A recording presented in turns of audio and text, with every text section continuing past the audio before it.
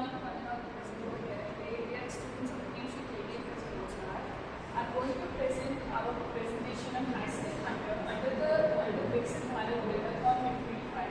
Our primary theme is vocal for local, and our ideal category is local community problems. Our team name is Team Invention. Team members are Sakshi, Bharat, Haza, Meenakshi, and Pooja.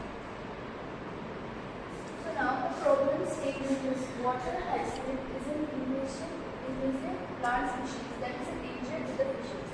It covers the whole water body and prevents sunlight from entering. It also decreases the oxygen level in the water.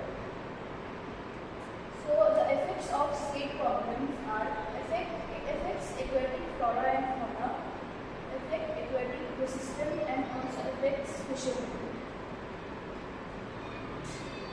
So project description is our project is to make a collector eligible to our board to collect the water hyacinth and later convert it into menu or into purple paper.